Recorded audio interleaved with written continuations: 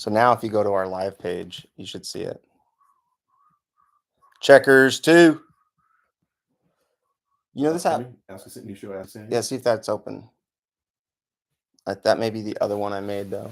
It looks like looks good. No, for 510. It's 512 now. No, that's not it. It's so I made one just like you did, but it wouldn't work because it was a string key. See what I'm saying? No, now I want to go back. Yeah. To new stream AMA live. This one? Yep. So if I go there. Yay. Okay, great. So that's there. Now look at that. Oh, look, Eric, Bruce Richard is there. Hey. Hey. Okay, so where was I? You can hear us? Yeah, so this is what the actual room looks like. Carl is saying Bazinga over and over again. Bazinga. Wait, I need the link to put in the old chat, don't I? They're on it. Like take the link that you're on. How do they do that? Like take that. That's the link. Copy paste that. Yeah. It's okay. I'm helping Eugene use a computer, and then later I'll help him eat. You know what? Honestly, you can help me eat. That's funny stuff. So yeah, I just want to let the people back in the old show, if there was such a thing. Actually, I can't get back to that though. I don't know where that is now. You know, that's gone. It's history. That's gone. All right. That was a right, fine. That's from when I was uploading the wrong account over and over again. So that should be nice. Jeez, golly. Okay. So now you tell them what's happening. So and then folks, I have to get back to this one here. Are you familiar with Russian interference? I would not rule that out. No, I've heard things. Okay, like I think it's very possible that we have been compromised. I mean, I know I've been compromised. I feel so compromised. Wait, do I have this in my face? No, now you don't even need that. Literally, you're just on this. Oh, that's okay. They're built for that. Yeah, I did. I got one of these indestructible MacBook Pros. So, see, this is the microphone. I bought it from a guy who knew a guy. This is that's the deal there. All right. So let me go back to my complaint. Okay. So I come into Dylan's joint, and I see this Les Paul. Yeah. None of us could remember what the name of the it wasn't like rusted something. I don't know. They kind of gave it. What it is? This is a great line of Les Pauls that came out about 10 years ago, if I may, maybe longer than that. And it's basically they took all the stuff that would make a Les Paul expensive to make, and they got rid of it.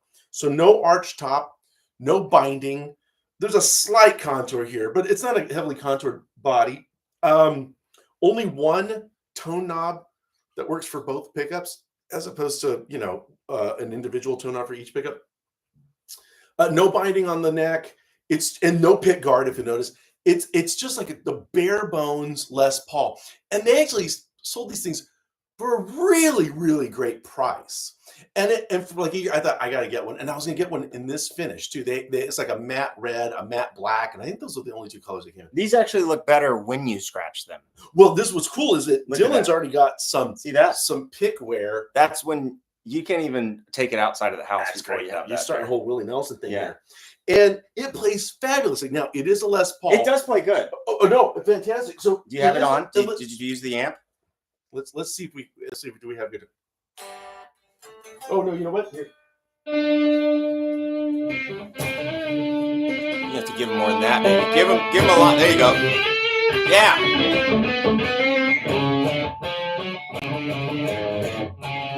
Keep going.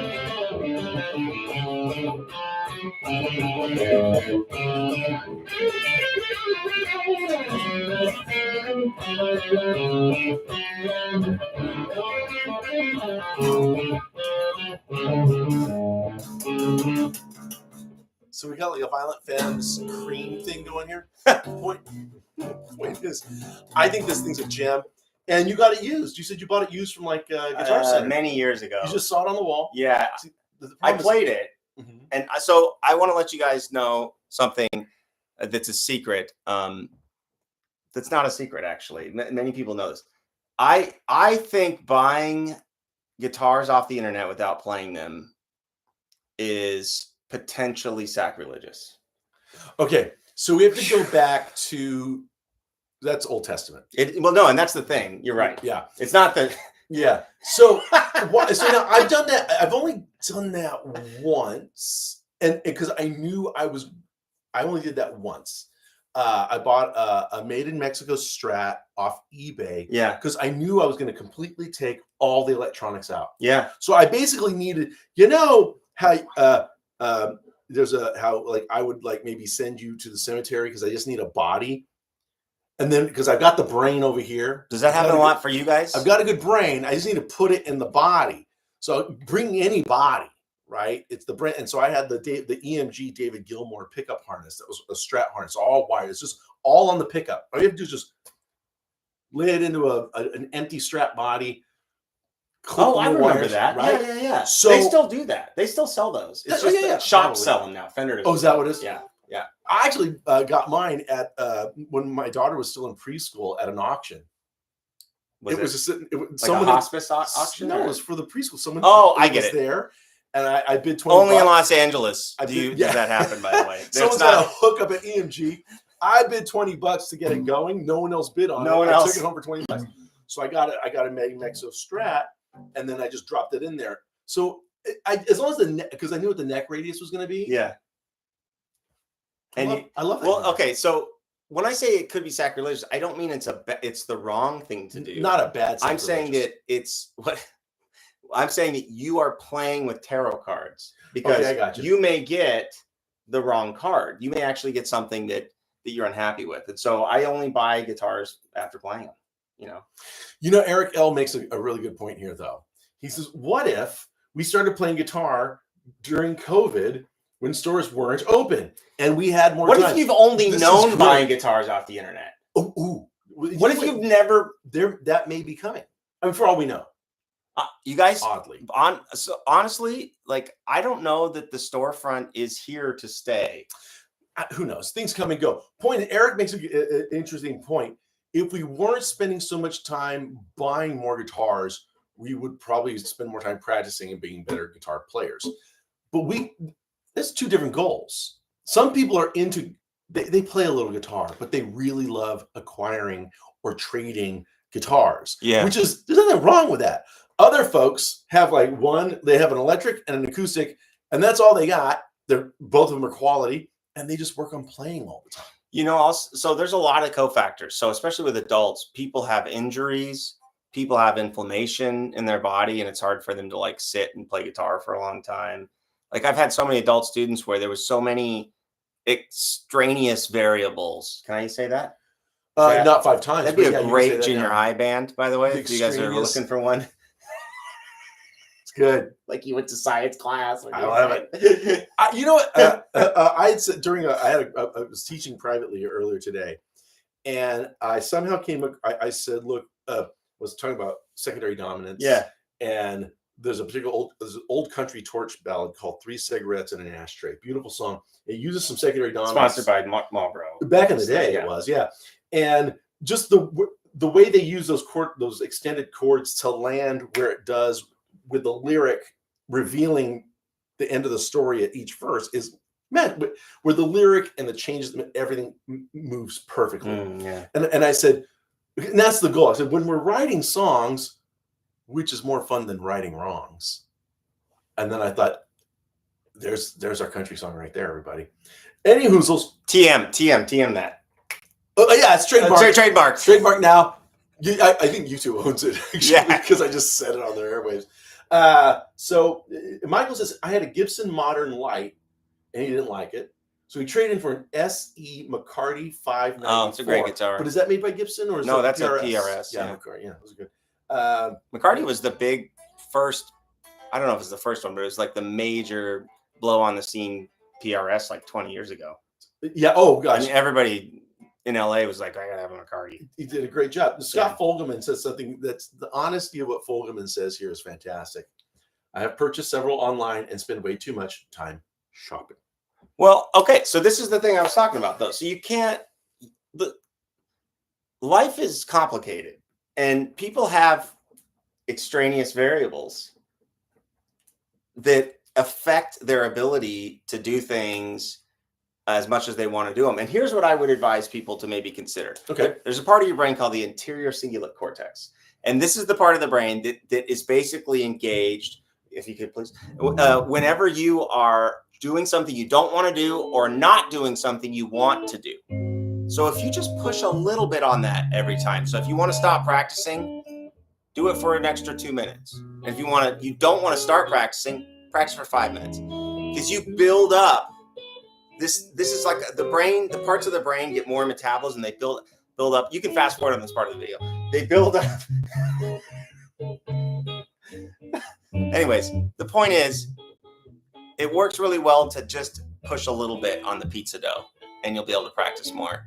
That's my experience with adult students, and also comparison is the thief of joy, obviously. So compare yourself to yourself. But wait, thief of joy. But Scott, do you enjoy the shopping? I mean, if you enjoy the shopping, who am I to take that away from you and say, yeah, you should have been playing more? I don't know. Some people just like shopping. You know, there's people out there, guitar brokers basically, and their job. I mean, they're kind of intermediaries between people who are trying to sell guitars, people trying to buy guitars, Usually in the pro world, sort of guitar traffickers. Guitar traffickers. Yeah. Now, nothing illicit going on. It's just like, you know, kind of. It's a more tightly controlled thing than going into a guitar center or what have you. Yeah. And going to use guitar shop. If you know guitar brokers, say, hey, look, I'm in the market for a Les Paul. Really don't care about the finish, but I kind of want to come in around $1,500. Obviously, bang and dent repairs, I'll take care of that. So instead of going online looking for that or going to every store in your area, the guy's just kind of like, yeah, you know, he's got you. There's several in LA. If you ever have I'll show you guys what I bought recently. Okay. I'm not much of a guitar buyer. I like the show and tell here. Now, Carl likes shopping for guitar hands-on to get a feel for the right one. That makes sense, especially with Les Pauls, because the Les Pauls there's so many variety of neck radiuses, in my opinion, that ends up being a bit of a thing. Michael Storm says, force myself to love the metronome. Good for you. You know, I was listening to my daughter and I were singing I Will by the Beatles in the car the other day. Yeah. And there's a metronome in there. And in fact, that's the last thing you hear. Once Paul's done with everything.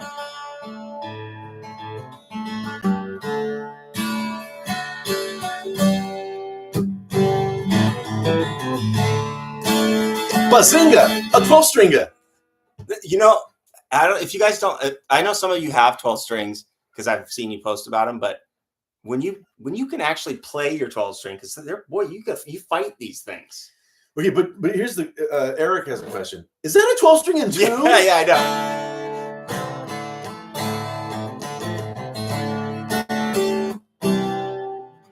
Takamine. That's probably what he used. That's what he recorded on. Probably was it Ovation or Takamine? It was Ovation. Yeah, Ovation. But beautiful guitar.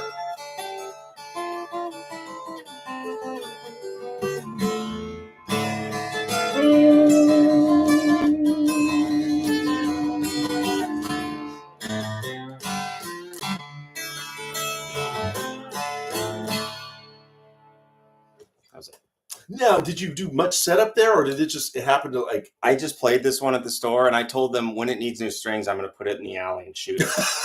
And so, you know, so this goes back. Okay, this is back to how we value our time and how we spend. Now, I have a 12-string, a late '60s Gibson LG12, an acoustic. I love it. And, you have wow. Yeah. I bought it when I was still back in Arizona before I moved out. Wow. I love it. It's a beautiful, you know. So wait, go over the name again. Gibson. Well, I got that part. LG12. LG. I'm not familiar with that. So LG. So remember the it's just like a natural wood single cutaway, and it's a rather smallish body. So it's almost like a student model 12-string guitar. Yeah. Yeah, I'll show it to you one day. Yeah, wow, that's really cool. But when the strings start to get a little ratty and stuff like that, I just take quit playing. I take it to Eric Chaz. Okay. I pay money for an actual guy because not only is he going to change the strings, he's going to clean it up, check intonation, clean out the nut, check the frets for divots, yada yada. Put nut sauce in there. Nut sauce, the whole. Just do the whole treatment because I'm not going to spend my personal time. Because it's going to be and you're not fast at it either. No. So like this is something that you're going to want to be fast at. And the other thing is, restringing a 12-string is one of Dante's 9 rings as he descends into hell. He has to restring. Yeah, that's right. You remember that one? I do. Yeah. The problem here is, like my daughter, she walked out one day with her banjo that her mom bought her years ago, and Bianca's working on it, and one of the strings is just hanging out, like one of my hairs right now. Yeah. And she just set it down and walked away. Yeah. Meaning, fix it, old man. Right. And I'm looking at it thinking, I've never strung a banjo. I hope it's not hard. And what do I do? So on the next gig, I asked my guitar tech, hey, you got any of them banjo strings? Did he have them? Shop for it. Yeah, it's everything. It's like, here's a couple of, here, take these in. So now the banjo's sitting where she left it with a few packs of banjo strings sitting on top of it. Because I haven't had time to do it. Yeah, she can. But it's going to be an experience. Yeah, she should do it. She should do it. We should do it together. She's a science STEM major. She can do it. It's true. It's a daddy-daughter project. Yeah, it's not exactly quantum. A banjo. You know. Well, it's not quantum physics, but playing banjo well and tastefully is actually. So, anybody have any? What? So, no. What do you? Do you have Christmas gigs?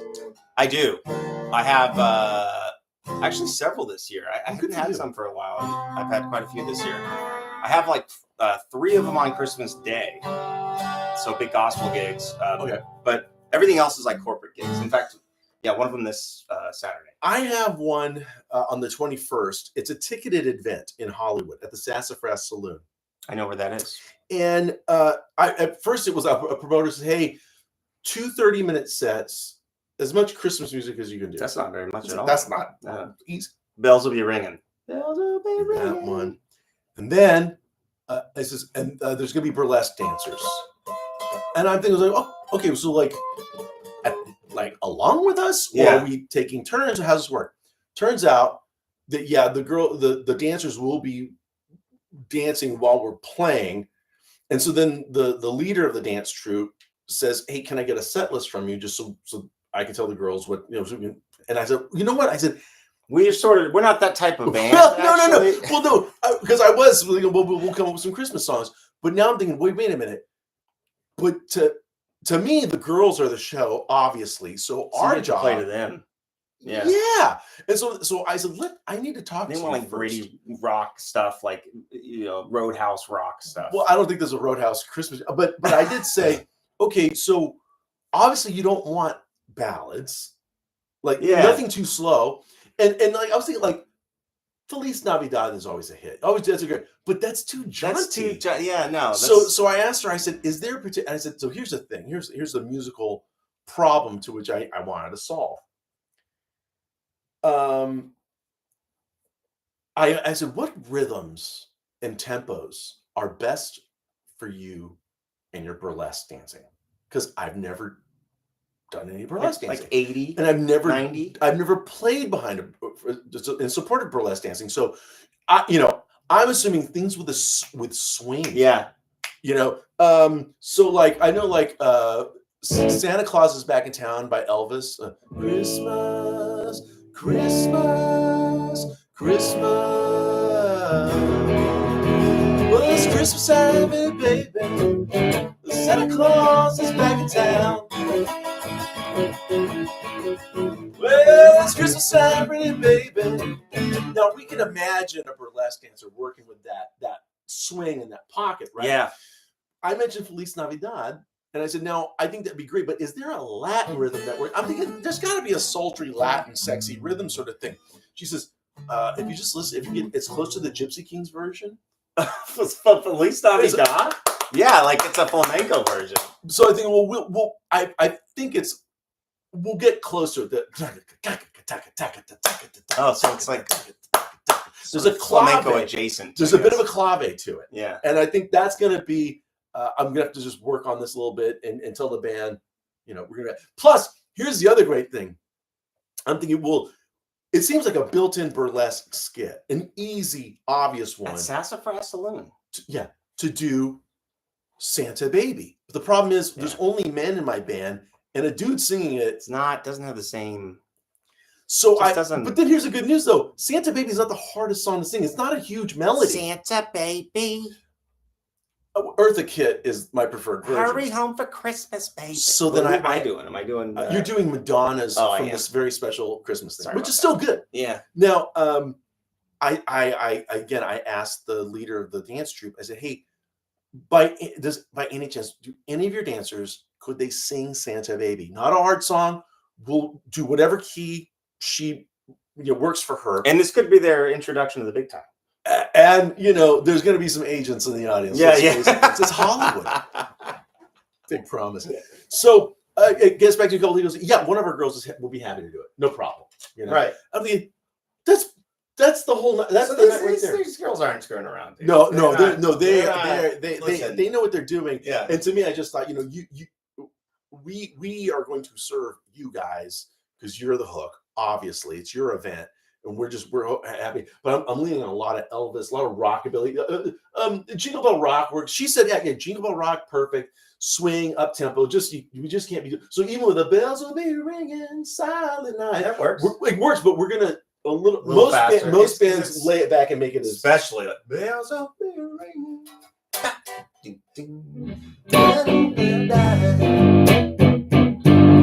home for Christmas. That whole thing. So we'll probably just kind of like spruce that one up a little bit. Man, Don Henley. Classic jazz and blues to modern rock, pop, and rock. But so Michael Sturm saying slow blues for burlesque. Yeah. If it's swinging really hard, yeah. Maybe the Please Come Home for Christmas is the name of the song. We should be saying bells will be ringing. Say the first line of the song. The Journey song.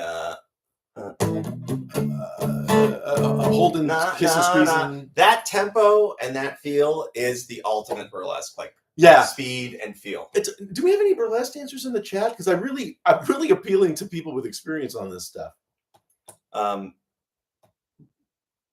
Maybe not. There's it's a fine art. It is everywhere. It's an ancient art. art. So that's like that's the one Christmas gig I think that I have that I can think of. Gosh, I hope there aren't others because I can't. Are you playing with a whole band? It's the Eugene Edwards band. It's going to be a 4-piece. It's 2 guitars, bass, drums. What day is it? Saturday the 21st, Friday or Saturday, whatever December 21st is. That's great. Yeah, and then I might add a piano player. Oh, you definitely should. Shouldn't I? Yeah. Okay. I mean, if you have the bread, I think that'd be more important than the second guitar even. But, okay. Yeah, we'll do some 5-piece. Not a 12-string guitar. The great thing about the second guitar player is he also sings, so we can spread out Brian. Yeah. No, actually, it's not Brian Whelan. You know why? Baby Brian. 2 babies. He's got twins. The twins were born a couple weeks ago. I didn't know he had twins. Happy Pop. Yeah. Brian, twins. congratulations. Brian Whelan is a daddy 2 times over in one day. It's funny because we played on November 19th. It was a Tuesday at Club TG. And that night I said, hey, I know Rachel, I know the due date's coming around the bend. Yeah. I've got some gigs being offered, some things in the next few months. I'll understand if you want me to. I'll just assume you need to stay home at night for as long as you want to. He says, honestly, I'm like starting kind of now because I just have a worry that I'm going to be on a gig and it's going to happen. 48 hours later from that conversation, I get a picture of the twins. And I thought, oh my God, thank God we didn't do an extra set that night. I have 2 friends having babies right now. Oh, wait. Wow. Michael Storms dances burlesque. This is perfect. Okay, Michael. So that's why his classic jazz and blues to modern pop and rock are going to. So there you go, Michael Storms. I got. I've seen some posts, Michael. I know. I knew it. Christmas is a great time to have a baby, but if you are a baby that's born during Christmas, you sort of loathe it because your birthday presents get sort of packed in. I have some friends that are, it's and none of them have good stories. You don't really get a separate birthday present. You sort of get a Christmas algorithmic. Or when is your birthday, by the way? I have no July. Yes, I'm September. So we're far. It's far. You haven't given me a present in months. Like you don't even remember if you gave me. I gotta check in. Yeah, exactly. So, anyway. Michael is private only. That's where the big money is, Michael. Michael, by the way, are you the son of Tempest Storm? I just figured this out. He's Michael Storms. No, Daniel. We're not going to discuss how old Dylan is. Oh, I'll tell you how old I am. I'm 41. Daniel pops in the chat and he asks an inappropriate question: "Is how old is Dylan?" I'm 41. What's the matter with this guy? Daniel, it's okay. I'm 41. 41. All right. So now the reason we had to start this at 5 o'clock. I'm just rambling. I'm sorry, but hopefully this is entertaining, and informative. Is that you have a session? Yes, but it's in Lakewood, and I told them I'm not going to be there until traffic calms down. So That's a drive, dude. I looked at the map. I was like, you guys, you'll look at the map in Los Angeles, and it'll be, 20 miles away, and it's almost 2 hours. Yeah. So I was trying to figure out, like, I've been on a treadmill before, and I saw that I was walking. At least I was running 6 miles an hour. Here's a story. Here's an LA music story. Some years ago, there was a singer-songwriter, nice guy, and he calls me and he says, "Hey, I'm producing a record, and I'd love to hire you to play guitar on this record. It's probably like two full day sessions. Here's the dough." Thinking, okay, it's where and I think I'm free. I should be free, available those days. And where are we doing this? It's a private studio. It's like a home studio in Orange County. Like, okay. Oh wow. Okay. Fine. Now we're getting a little closer to the actual recording date. Yeah. Like a week and a half out. And I checked with them. I said, "Hey, just want to make sure you're sending charts, and if I can get an address, find out exactly where in Orange County it is. That way I just map out my whole thing." That's when he tells me it's in San Clemente, which is technically Orange County, but it is San Diego, Orange County. It's like, and it's a 2-hour drive. And I'm looking at the email, and I felt like a bit of a bait and switch. It's a bait and switch. It's a bait and switch. I think a lot of people just don't know what information to share. So I said, and so I look at that, and I was half honest. I said, "Ooh, that is a considerable distance." Because now I'm just thinking, like, and you're not throwing in a hotel? Yeah. I'm going to Los Angeles, San Clemente, full day recording. Yeah, you're going to be drive all the way home, and then I got to turn back around and do this. So that was true. I said, "Wow, that's quite a distance." And then I came back with, "Dwight might need me for something. I'll have to be on call. I'm probably a bad bet. I'll suggest someone for it if you want, but I just don't think I'm the safest bet for you on this. Like I'm shaky at best." What did he say? He said, "I understand. Thank you for letting me know ahead of time." Which that was the key. Nice guy.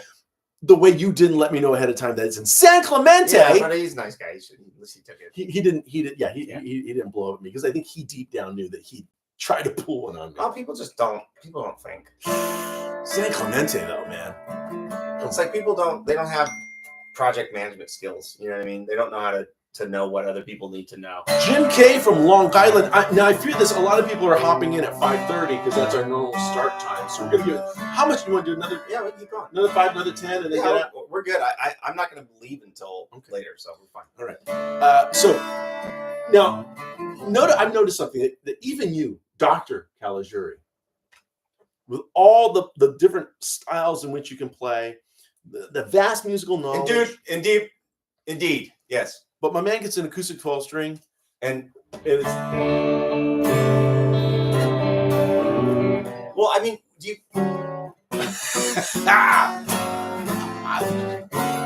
Like it's some things. Yeah. Now, do you know why they even came up with the 12-string? I'm guessing because of to try to make it sound like a charango or other instruments. Not necessarily. No? Well, no, but you're on the right track there. Pretty much every innovation on a guitar, from basically from the small string fretted instruments coming out of Europe and especially in Spain, where we really kind of find its true ancestor. Right. Everything is about trying to make this thing louder. Yeah. From going from gut strings to steel strings. And gut strings. The change of the bracing. Yep. At one point they just. Well, and they had done this with other instruments. Yeah, let's just double the sets of strings. We'll do 2 sets of strings. Something like that. Yeah. And then eventually, of course, pickups and all that jazz. Everything's about trying to make this thing louder. Right. Everything's been trying to make the guitar louder. And so that's kind of the basis of the 12-string guitar. Here's the D major chord again, folks. So you know what, you guys? So here's what's really cool. So when I was growing up, I played classical guitar, in addition to like electric guitar, but I really liked classical guitar. And so I went to Mexico and Central America quite a few times and played in guitar orchestras and learned about guitar orchestras. And in Mexico and South America, and originating from Spain, obviously, like there are a number of different kinds of guitars that we don't even like. They're just not even on our radar. Right. There's like requintos and charangas, and there's little tiny guitars, and there's big, huge guitars. Have you ever seen the picture of the guy with every kind of sax next to him? He's got little tiny saxes all the way to the sax the size of like a 2-story building. Anyways, get your own guitar on. Yeah, exactly. So they have guitar orchestras that are built with guitars that have different parts that are complement their sort of characteristics, their tonal characteristics, their range, blah, blah, blah. And if anybody's ever interested, there's, I think, 2 types of guitars before I would get a 12-string that I would want, and that's potentially a baritone guitar, but I think the name's escaping me. A Nashville tuning guitar is something I'd really consider strongly. And then a 12-string. No, but you could, okay. A 12-string, you could tune this to Nashville. Right. Just take off the lower. Right. The other thing would be a requinto. And this is a guitar. Which one's the requinto? It's tuned up a fifth. And yeah. This guitar's and a charanga's freaking awesome, by the way. The Corito, you'll see a lot if you see mariachis at restaurants at parties. You'll see cool. That's a smaller guitar. Yeah. Usually the solos or the lead melody is played on that guitar. Yeah, and they cut through. I believe we do hear one at Los Lobos' version of La Bamba at the very end, where they play the traditional version of La Bamba. Sorry. This is an emotional part for him. It's okay. Everybody just talk amongst yourselves for a minute. I promised I wouldn't cry. Yeah, it's an important song. Okay. So David Hidalgo plays on a quinto. It's a it's really, really, yeah. Dude, and they're freaking cool. And when you learn how to, I've never played one. What's cool about it though? Well, so the strings are taut. They're very taut. Oh. And so they love tremolo is one thing. So when if you're working on Raschiato technique, they're like a really great thing to be able to do all that on. The easiest way to get started on this is just work on each finger.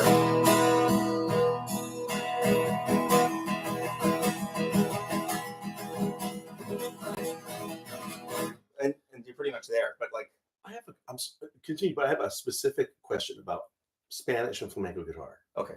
And this is not about rhythm, though. It was one time in high school. No. Oh, it's not that story. Okay. Because the new guy in Dwight's band, his name's Steve, he had studied that as well. That for guitar when he was young. Told me that, yeah. And he said something that it makes sense to me. I just never thought about it. Huh. He's saying how, like, let's say a piece is in, to me, it's in A minor. Now, of course, our 5 chord is E7, a dominant chord, right? Yeah, turn it up here. Well, I'm here. Okay, there you go. The 5 dominant. Right. 1.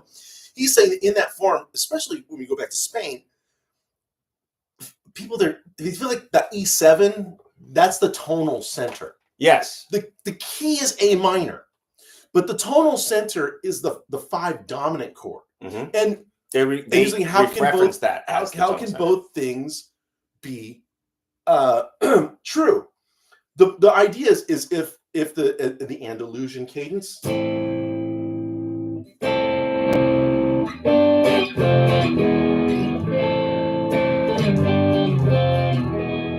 The argument here is that we're pushing towards the E7 more than we're pushing towards A minor. Right. And so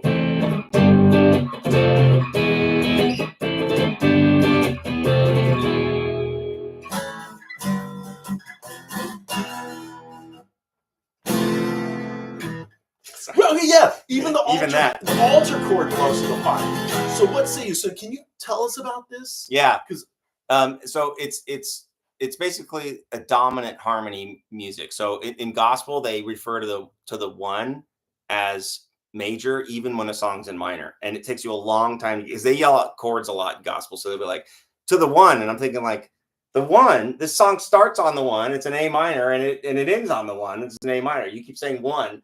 And no, What do you 1 mean? is C major. Okay. So they're saying 6 for what the rest of the world has agreed is 1. That's awesome. But that's okay, I guess. Awesome. Oh my God, different. Oh God, that's so funny. If you have the spiritual world on your side. So, but yeah, so that's the example in that sort of tradition. And in basically all Spanish music, from an analytical angle and sort of from a holistic analytical angle, yes, they always refer to the 5 as 1 because it all moves between the 5 and 1. No, I get it. That's the large tension release. Yeah. I think I just thought it was really, really interesting that he said that. And by the way, question, I know every year world leaders gather, and I don't know why they can't. They gather for the G7 summit. Why haven't they just resolved a C major right now? Yeah.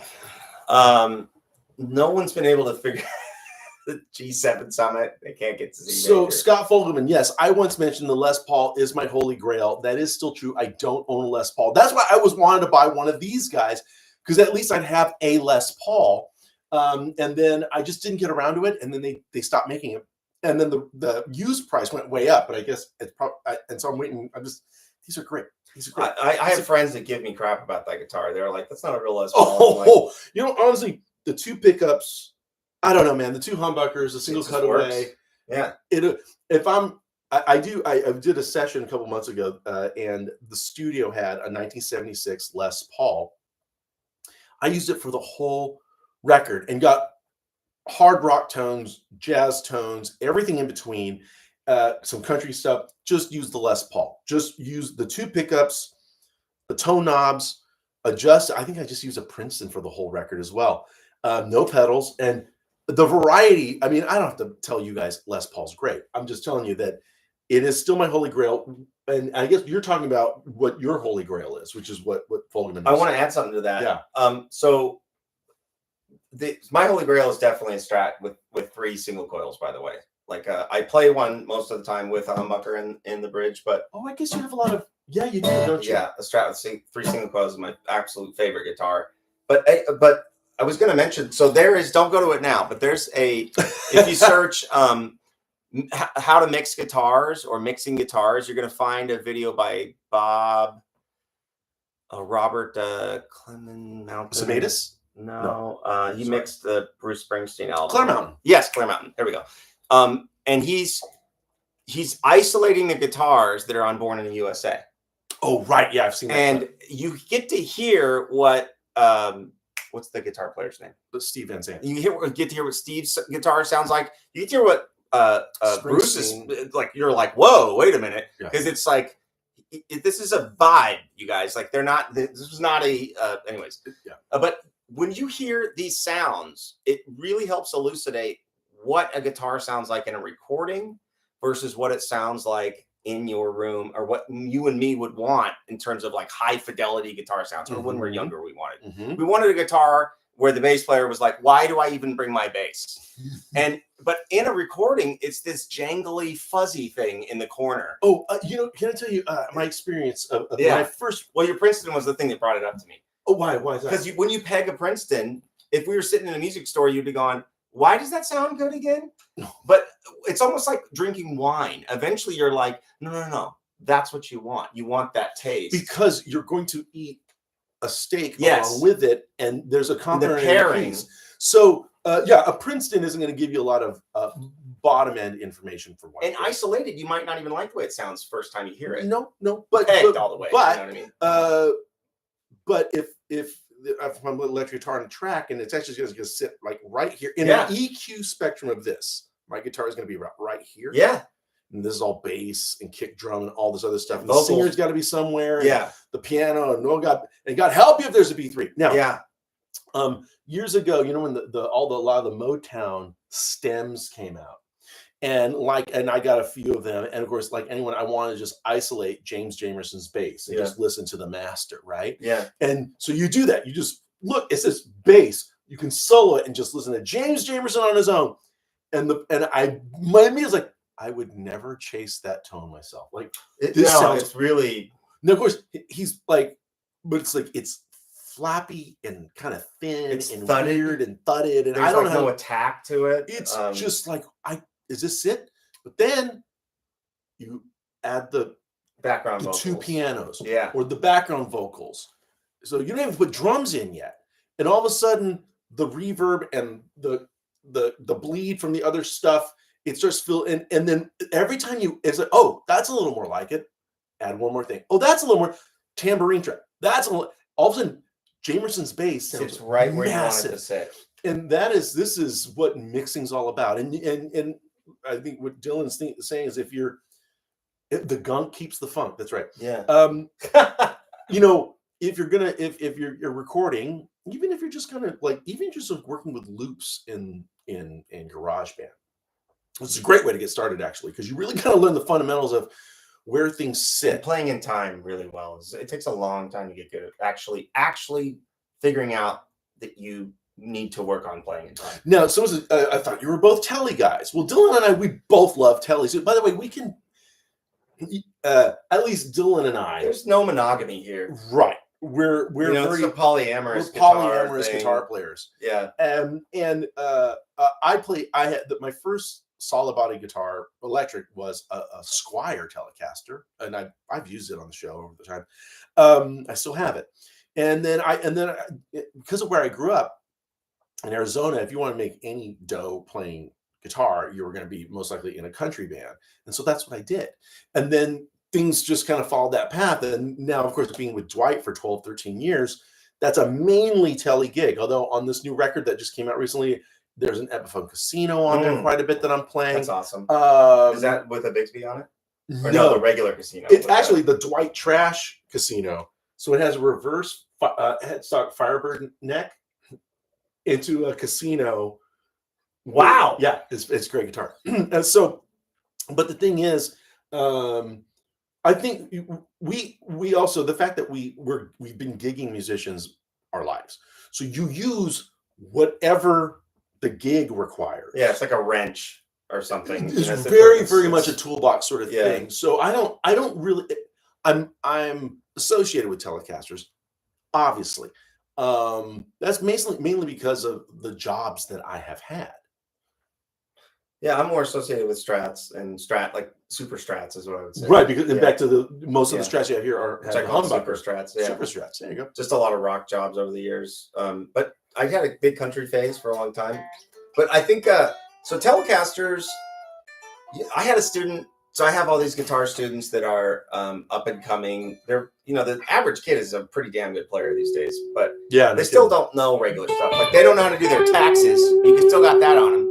Anyways, back to the taxes. I know, but that's so they were talking about Keith Richards playing, and I'm trying to be quiet. Yeah, just listen. Trying to be quiet, and they're talking about Keith Richards playing. Finally, I'm like, all right, that's enough. And it was like, oh, the slop and the this and the that. And I was like, you realize that like all of the stuff that you heard post this person was influenced by them.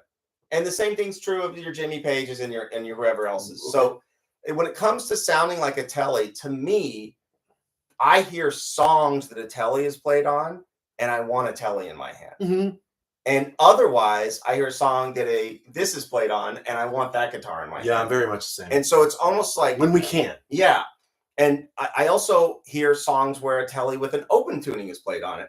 And I want that because I know I'm not going to be able to play not Satisfaction, but like Talkie Talk Woman or whatever. Yeah. I'm not going to be able to make it sound. I'm adapting. It's not exactly what he's playing, or even close. So it just gets down to the point where you're just trying to make it as authentic as you can after a while. That's it. Yeah. And Eileen's got a great question. She says, do you avoid semi-hollow bodies? I'm assuming she's asking both of us. I don't. I'll answer first. Back in the 90s in particular, there was a point where I only played semi-hollow bodies. That was a Gretsch 6120 and then a 1959 Gretsch, a 1959 Guild CE 100, which was basically like a Gibson ES 175, single cutaway, 2P90s, whole thing. And I loved them. That's an amazing guitar. It's a great guitar, and this is a great guitar here that Dylan's pulling out here.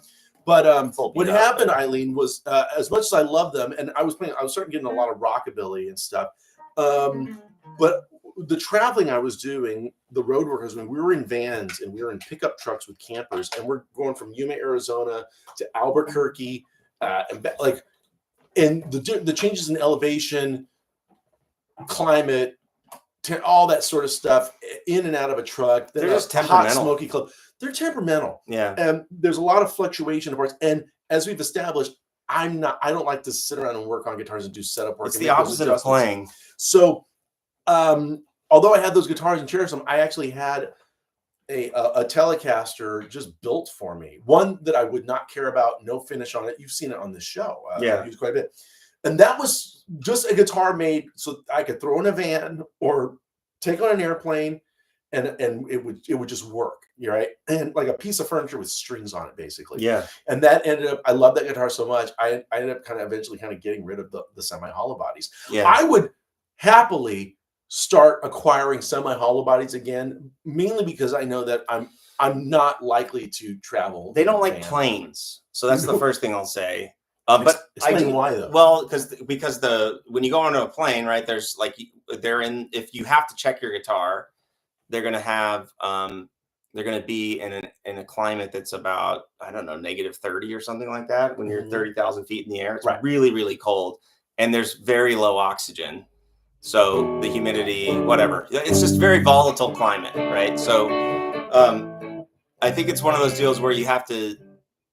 There's some really famous jazz guitar players that just figured out how to deal with that. They know that instrument. They know how to respond to it. Because we do that trick where we loosen the strings. That's on the guitar best way. Because the neck's gonna move. Because we just know the neck's gonna move. A lot of them buy a But think seat for their about that. guitar too. We know the neck is gonna move. Yeah.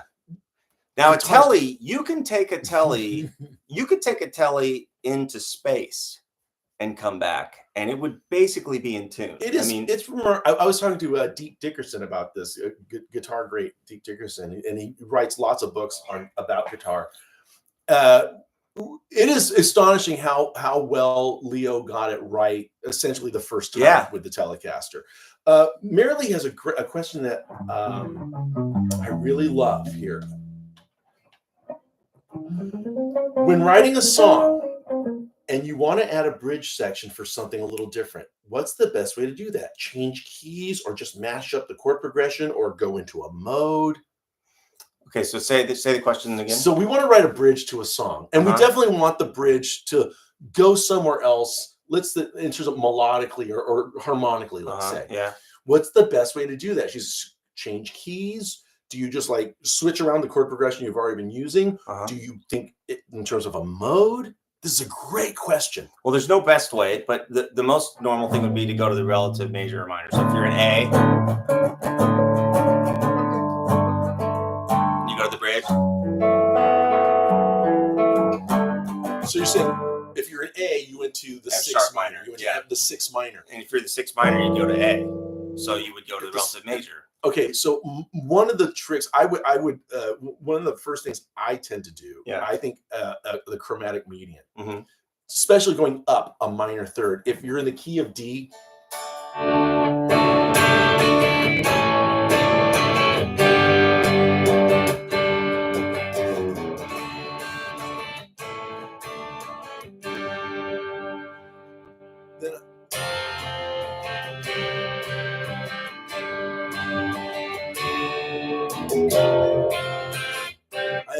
I'm just going to use it. The face too. But it doesn't have to be like a hard rock thing. Even if we're in a soft tune, here's a beautiful example of this is Here, There, and Everywhere by the Beatles. Paul is in G major.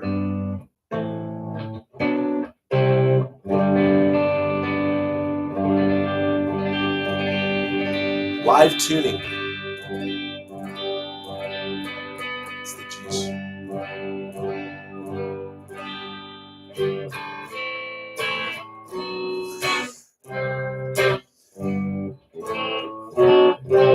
He's in G, right? And then for the bridge, I want her everywhere. He goes up to B flat. I'm making it worse. What do you? It's like sabotage, basically, at that point. You know what I mean? I was just trying to get you to tune it, but now. Usually I'm the one that's out of tune, so this has been a difficult day. Oh. There you go. Now, anyway, try going up a third. I think that's one of my favorite things to do. Interesting you mentioned mode, because on the way here on the radio, I heard Norwegian Wood by the Beatles. Oh, man. Now, John writes that in D, but he's capoed up at the second fret, Yeah. so we hear it in E. Dude, drop D is a good way to play it. But let's just speak about it in the key of D. So he's got his little modal D thing, which it's like Mixolydian, because it's making a D major.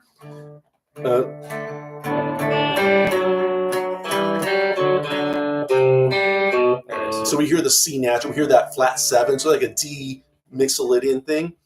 And then for the bridge, essentially, it just goes to D minor or D Dorian, really. It's just so it's not just that it went from D major to D minor, the parallel minor of where we were, but it's a specific Dorian minor, so that it switched keys and mode at the same time. Now that's a pretty advanced move. Yeah. Because fortunately the 5 chord is still A7 in both cases, so he can get back to his original D major just fine.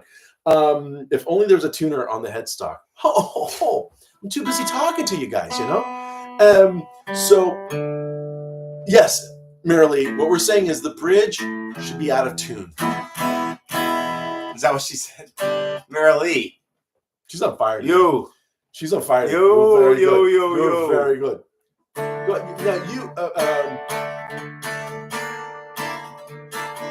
what is the guitar? This is from John Wavy. This is a great question. Oh, I love that, man. What is the guitar you regret selling the most? Oh man, I've had so many guitars, you guys. Yeah, but what's the one you really want back? Okay, I had a. You really want to know the truth?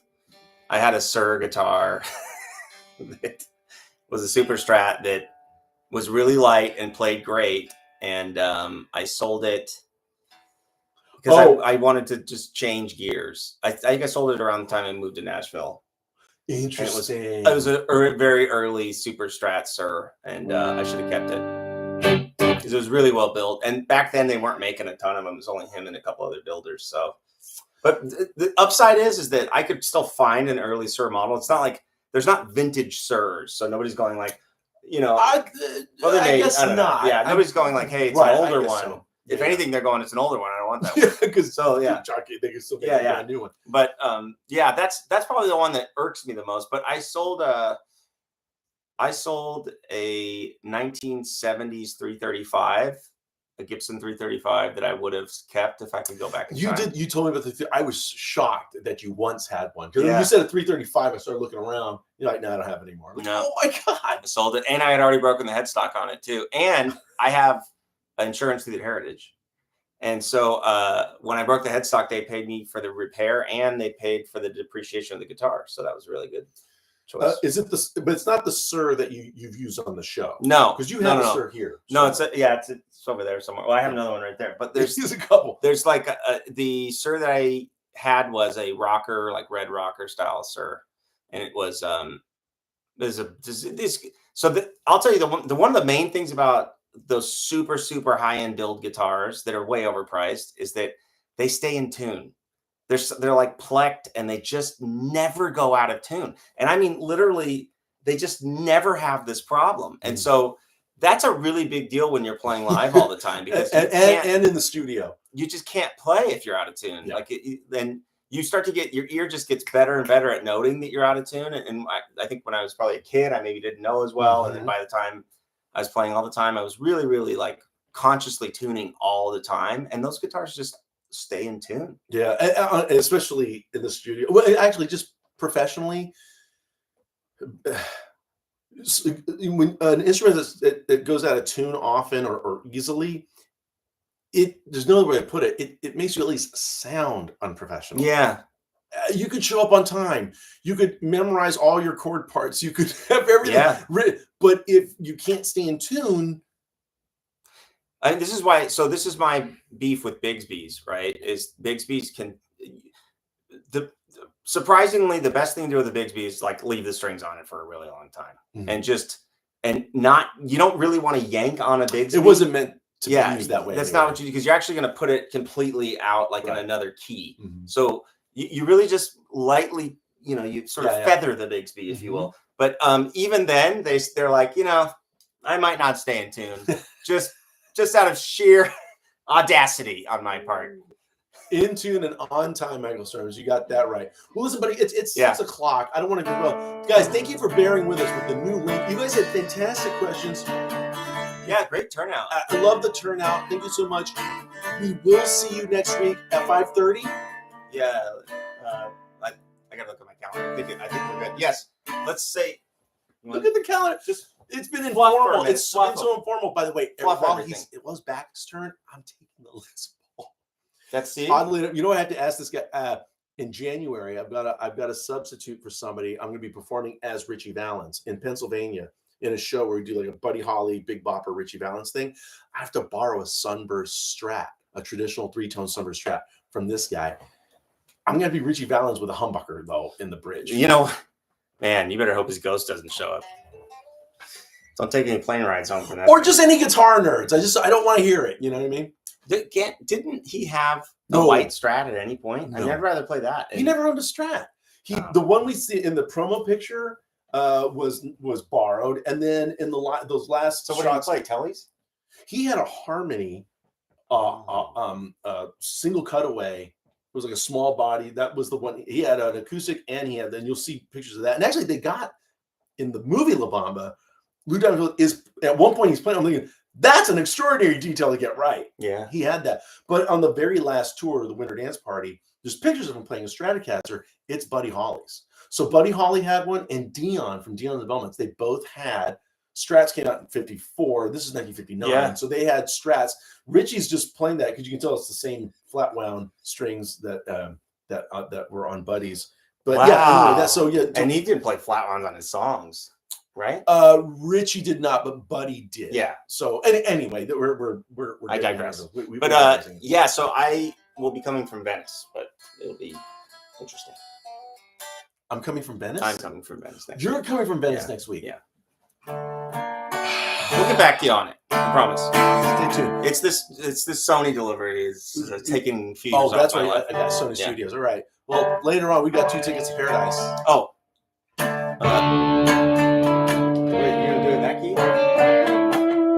Oh wait, what's on my thing? I'm going. Oh yeah, that's what I meant.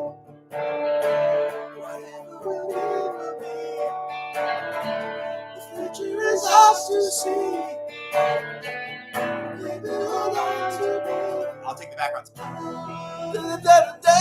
That's assuming I don't do it. I wanna take it to the top.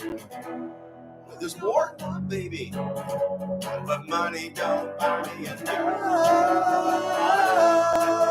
Baby. Baby, hold on to me. They've had enough. We're abusing